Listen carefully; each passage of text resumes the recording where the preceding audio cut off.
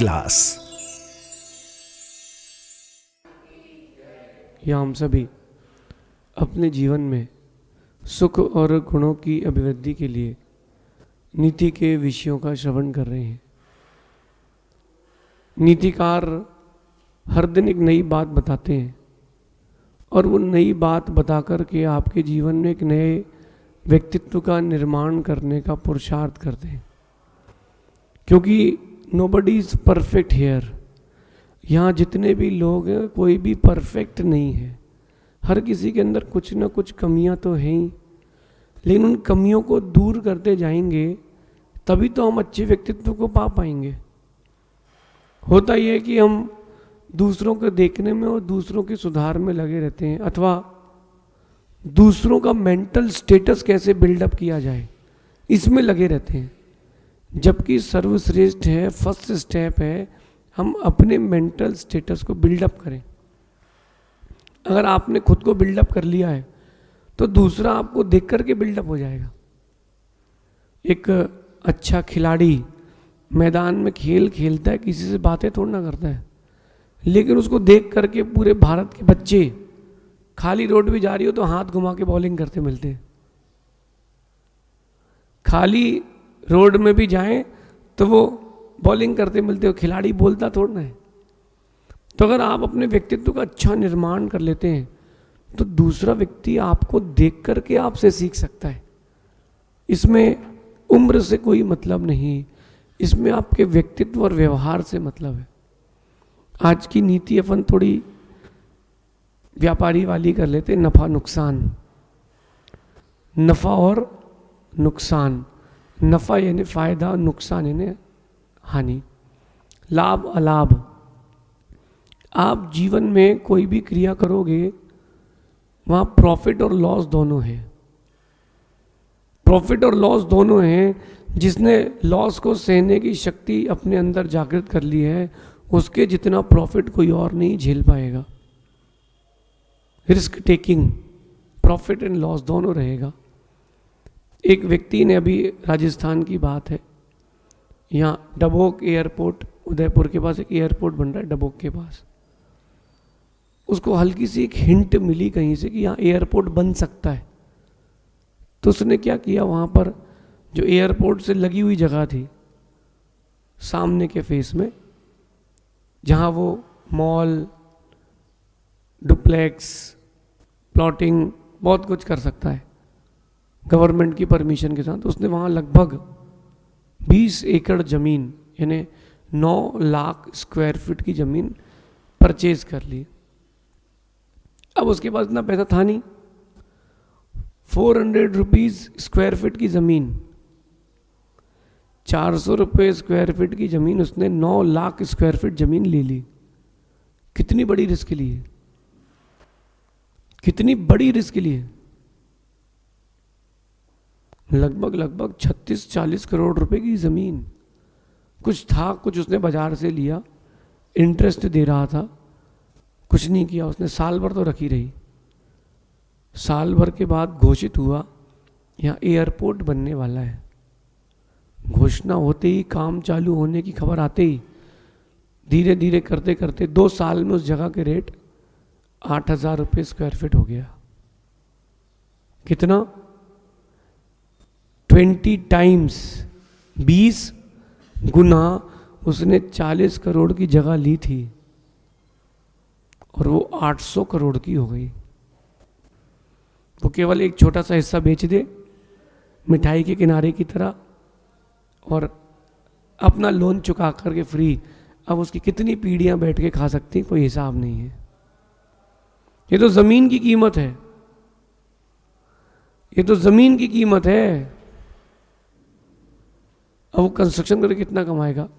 बात क्या है? नफा नुकसान। जितना आप रिस्क लेना जानते हो उतना आपको फायदा मिलेगा। जिसने रिस्क नहीं ली उसको कोई प्रॉफिट भी नहीं मिलेगा। लाइफ में जिसने रिस्क ली है उसको बहुत प्रॉफिट मिली। No risk no profit, more risk more profit. लेकिन ये रिस्क आपको संभल करके लेना पड़ेगी, जब आप रिश्ते बनाते हो, कारोबार करते हो, व्यापार करते हो, तो रिस्क की कोई बात ही नहीं है, लेना पड़ेगी। कई बार प्रॉफिट होगा, कई बार नहीं होगा, कई बार सिर्फ लॉस होगा, कई बार सिर्फ प्रॉफिट होगा। लेकिन व्यापार और व्यवहार दोनों में अंतर है। कारोबार कारोबारी और रिश्तेदार रिश्तेदारी, इनमें आपको रिस्क लेने से थोड़ा सा संभल के रहना पड़ेगा, क्योंकि फिर मुनाफा भी तगड़ा होता है तो नुकसान भी तगड़ा होता है। आज की नीति कह रही है, कारोबार हो या फिर रिश्ते, जिसके पास नुकसान सहने की शक्ति होगी, मुनाफा भी उसको ही होगा। कारोबार हो आप या फिर रिश्ते हो, जिसके अंदर नुकसान सहने की शक्ति होगी, मुनाफा भी उसको ही होगा। व्यापार की तो बात आप समझ चुके हो, व्यवहार की भी समझ लेना। अगर आपने व्यापार में रिस्क टेकिंग पोजीशन पर हो, लेकिन वो रिस्क टेकिंग पागलों की तरह ना हो कि मन में जो आए सो भरते जाओ। नहीं, टेक्निकली उस चीज़ को रीड करके, स्टडी करके, मार्केट को स्टडी करके रिस्क लें। लेकिन रिश्तों के लिए जब आते तो नुकसान तो सहना पड़ेगा। एक नीतिकार बहुत अच्छी बात कहते हैं कि ना होने पर भी उसने अपनी गलती मान ली, ना होने पर भी उसने अपनी गलती मान ली। लोग सोच रहे थे कमज़ोर है वो, लोग सोच रहे थे कमज़ोर है वो, लोगों को पता नहीं रिश्ता निभाना चाहता है वो चाहता है कि रिश्ते निभा सकूं, इसलिए गलती ना होने पर भी उसने स्वीकार ली। वहीं उसने नुकसान सहा, अपनी ईगो को ठंडा किया, सबके सामने अपने आप का सर झुकाया, सबके सामने अपना सर झुकाया। बस अगर नुकसान सह सकते हो तो रिश्ते बना के रखना। अगर आप नुकसान नहीं सह सकते हो, कभी कोई रिश्ता नहीं टिक पाएगा आपके पास। बहुत इजीली कह रहा हूं मैं आपसे। एक पिता, जब माता पिता किसी एक संतान को जन्म देते तो कितना फेस करते हैं, अपनी मन की इच्छाओं को बांधते कि नहीं उस वक्त आगे चलना। माँ कुछ ऐसी चीज़ें खा नहीं पाती, कुछ चीज़ें से मिर्ची खाना है उसको इच्छा हो रही है, खटाई खाना है, माँ वो खटाई खा नहीं पाती। क्यों नहीं खा पाती? उदरस्थ शिशु को पीड़ा होगी। फिर माँ अपने शरीर की कांति को भी छीन कर लेती है उसके लिए, क्योंकि उसको एक नया रिश्ता स्थापित करना है, वो है माँ का। करना है ना, किया है ना, तो अनुभव भी होगा। अब देखते जाना माँ ने नुकसान सहा कि नहीं, पिता ने भी नुकसान सहा। फिर जब बच्चा बड़ा होता उसको पालो, रुई में रख के पालो। मनुष्यों के बच्चे तो बड़े नाजुक होते, संभालो, पालो, बड़ा करो, सब करा, फिर बड़े हुए, फिर भी नुकसान सहा। जिसने रिश्ते बनाने, रिश्ते निभाने का सोचा है, उसने तब नुकसान सहा है। नुकसान सहना पड़ेगा। थोड़ा बड़े हुए तो बच्चे के लिए सेक्रीफाइस किया, अपनी इच्छाओं को मार करके उसको पढ़ाने के लिए भेजा। दीपावली में स्वयं अच्छे कपड़े नहीं लाए, अरे अपन तो एक शर्ट ले लेते हैं, बाकी जीन्स कौन देखता है, शादी का कोट पहन लेंगे। बच्चे के लिए नया कपड़ा, नई टी शर्ट, नई फ्रॉक, नए खिलौने, पत्नी के लिए नई साड़ी। चलो कोई नहीं, अपन तो ठीक चलता है, बच्चों के लिए, परिवार के लिए तो कर रहे हैं। ऐसा सोच करके व्यक्ति रुक जाता है, ऐसा सोच करके व्यक्ति रुक जाता है। क्या बात है। आप सोचो नुकसान सहा माता पिता ने तो संबंध बन के रहे। नुकसान सहते हैं गुरु, तब गुरु शिष्य का संबंध बन के रहता है। ऐसा नहीं है कि सिर्फ गुरु सहते हैं, शिष्य भी सहता है। सहना पड़ेगा आपको, अच्छे कारोबारी हो या अच्छे व्यवहारी हो या अच्छी रिश्तेदारी हो, फेस तो करना पड़ेगा। और जिसने इस नुकसान को नहीं सहा, न वो व्यापार कर पाएगा, न वो रिश्तेदारी कर पाएगा। इसलिए मैं आपसे कह रहा हूं, नुकसान तो सहना पड़ेगा। इसलिए डर कर ना व्यापारी बने, ना रिश्तेदारी करें।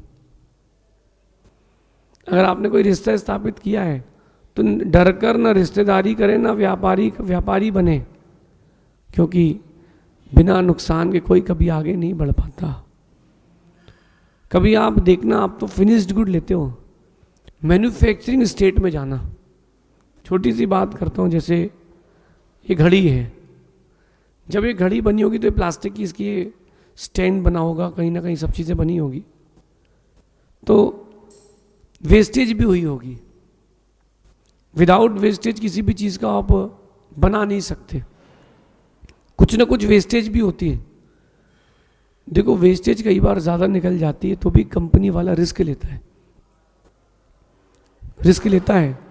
विदाउट वेस्टेज कैसे वो चीज़ों को बना पाएगा, लेकिन उसने रिस्क ली, नुकसान सहा, कॉस्ट थोड़ी सी बढ़ा ली।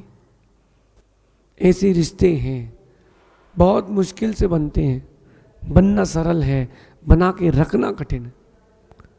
जिनको अपन ने गुरु बनाया है, जिनके लिए अपन ने मन में भावना भाई कि आज से हमारे गुरु हैं, फिर कितनी विपरीत परिस्थिति आ जाए उन्हें गुरु कहाँ बदले। गुरु द्रोण का अंगूठा मांग लिया, गुरु द्रोण ने अंगूठा मांग लिया एकलव्य का, गुरु द्रोण ने अंगूठा मांग लिया किसका? एकलव्य का। उसकी पूरी विद्या उसी में थी, लेकिन एकलव्य ने एक शब्द नहीं कहा। क्यों? एकलव्य ने एक शब्द नहीं कहा, क्यों? अरे गुरु ने बोला है सब स्वीकार है। भले ही एकलव्य की विद्या चली गई हो, लेकिन नाम आज भी अर्जुन की तरह है। अर्जुन के नाम के पुरस्कार मिलते हैं तो एकलव्य के नाम की यूनिवर्सिटी भी खुलती है। नुकसान तो सहना पड़ेगा, जहाँ रिश्ते निभाना है वहाँ नुकसान सहना पड़ेगा। डर कर ना व्यापारी बने, न रिश्तेदारी करें, समर्पण के साथ रिश्तेदारी और व्यापारी करें। उसमें फिर नफा नुकसान नहीं देखना पड़ता। क्रिकेट देखा होगा आप लोगों ने, या फुटबॉल देखी होगी, तो जिसने बॉल को पैर से मारा कहाँ पर? नेट में, पॉइंट उसको मिलता है। गोल किसके खाते में जाता है? जिसने बॉल मारी है, अथवा जिसके बैट से रन निकले उसके पर्सनल स्कोर में जाते हैं। लेकिन टीम स्पिरिट जहाँ होता है वहाँ पर्सनल स्कोर नहीं देखा जाता। जहाँ टीम स्पिरिट होगा वहाँ पर्सनल गोल नहीं देखते, वहाँ देखते हैं कि टीम जीती है कि नहीं। जीता कौन है? जीता कौन है? नुकसान सहना पड़ेगा सामने वाले खिलाड़ी को कि यार वो फॉर्म में, तू बैटिंग कर। रिश्तेदारी भी ऐसी है, जो संबंध बनाए वो भी ऐसे हैं। कभी तुमको झुकना पड़ेगा, कभी उसको झुकना पड़ेगा। बिना झुके संबंध बन ही नहीं सकते। और फिर से मैं कहता हूं कि नुकसान सहोगे तभी कारोबारी और रिश्तेदारी चल पाएगी। कई लोग सोचते हैं कि लॉस हो ही ना, सिर्फ और सिर्फ प्रॉफिट हो। ऐसा जो लोग सोचते हैं वो कभी जमीन से ऊंचे नहीं उठ पाएंगे। कई बार ये भी होता है कि आपने बहुत मेहनत से काम किया और प्रॉफिट का ही काम था, लेकिन जो प्रॉफिट होना था सामने वाले ने आपके प्रॉफिट ऑफ मार्जिन में से एक हिस्सा निकाल लिया। होता कि नहीं? उसने कहा चल यार डिस्काउंट कर दे, यार ये कर दे और वो कर दे। समझदार व्यक्ति उसको भी सह लेता है, कोई बात नहीं, व्यापारी है, आगे समझ लेंगे। ना समझ व्यक्ति वहां झगड़ा करता है कि मैं तो नुकसान नहीं सहूंगा। मारवाड़ी इतना कलाकार होता है कि कुछ हो जाए वो अपना नुकसान कभी नहीं करता। मारवाड़ी अपना नुकसान कभी नहीं करता। अगर आधी ईंट भी बची है तो वो उसको भी बेच के आता है। लेकिन अगर पर्सनली नुकसान नहीं सहोगे तो ज़्यादा प्रॉफिट भी नहीं कर पाओगे। जो नुकसान से और वेस्टेज से डरते हैं वो ज़्यादा प्रॉफिटेबल या फिर ज़्यादा अच्छे रिश्तों को नहीं बना पाते, प्रॉफिटेबल संस्था नहीं चला पाते और रिश्तेदारी भी नहीं बना पाते। मैं आपसे एक बात कहना चाहता हूँ, कहने के साथ साथ चुप रहना भी सीखें। बैलेंस बना के रखना, दिस इज कॉल्ड मैनेजमेंट। कहने के साथ साथ चुप रहना भी सीखें, फायदे के साथ साथ नुकसान सहना भी सीखें। राम ने भी तो नुकसान सहा। जब नुकसान सहा तो आज संबंध स्थापित करके रखे, नाम है उनका अर्जुन ने, भीम ने, युधिष्ठिर ने नुकसान सहा,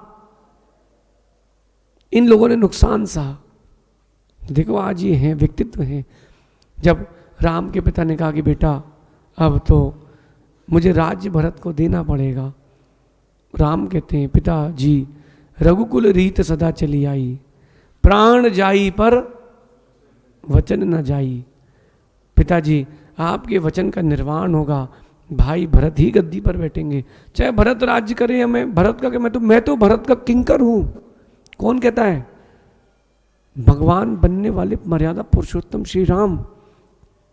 और चुपचाप अयोध्या छोड़ करके चले गए। भरत ने मनाया, भैया ऐसा नहीं है, नहीं बेटा ये तेरी नगरी है। लड़के नहीं गए, संतान बन के गए, लड़के नहीं गए, और वापस उसी अयोध्या के राजा बने। और ऐसे नहीं बने, राम ने अपनी समय अयोध्या में 70 करोड़ प्रवासियों के ऊपर राज्य किया था, सिर्फ अयोध्या के। फिर तो लक्ष्मण 3 खंड के स्वामी थे। नुकसान तो सहना पड़ेगा, नुकसान तो सहना पड़ेगा। जिन्होंने नुकसान नहीं सहा उनको प्रॉफिट भी कभी नहीं होता। इसलिए कहने के साथ साथ चुप रहना भी सीखें, फायदे के साथ साथ नुकसान सहना भी सीखें। जिसने नुकसान सह लिया उसके अंदर ताकत आ जाती है।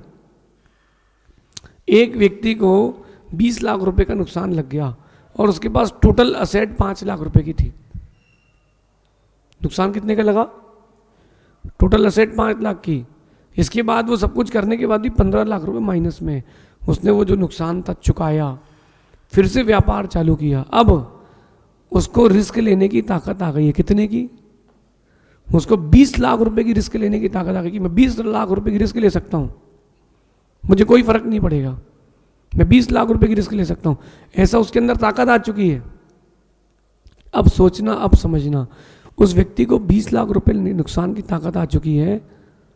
अब वो 2 लाख रुपए का माल नहीं लेगा, वो 40 लाख का लेगा। प्रॉफिट भी उसको 40 लाख में ही होगा। रिस्क टेकिंग ये बहुत इंपॉर्टेंट आपकी लाइफ का एक लेसन है। चाहे रिश्ते बना के रखना हो, चाहे व्यापार बना कर रखना हो, रिस्क तो लेना पड़ेगी। और जो नुकसान से डर गया उसको मुनाफा कभी नहीं होगा। आप नुकसान से ना डरें, होने वाले नुकसान से ना डरें। साइंस कहता है कि जब बच्चे को माँ जन्म देती है, उस जन्म देते समय, उस बच्चे को जन्म देते समय माँ की भी मृत्यु हो सकती है। फिर भी माँ कितनी बड़ी रिस्क लेती है रिश्ते बनाने के लिए, कितनी बड़ी रिस्क लेती है। वो पिता जो किसी को कंधे पर हाथ रखने नहीं देता, वो बेटे को कंधे पर बैठाता है। क्यों? यही है मेरे आने वाली पूंजी। मेरी इस नीति को अपने जीवन में उतार के रखना। नफ़ा के साथ साथ नुकसान भी सहना, कहने के साथ साथ चुप रहना भी सीखना। जीवन में एक नए व्यक्तित्व को आप पाएंगे। भगवान महावीर स्वामी की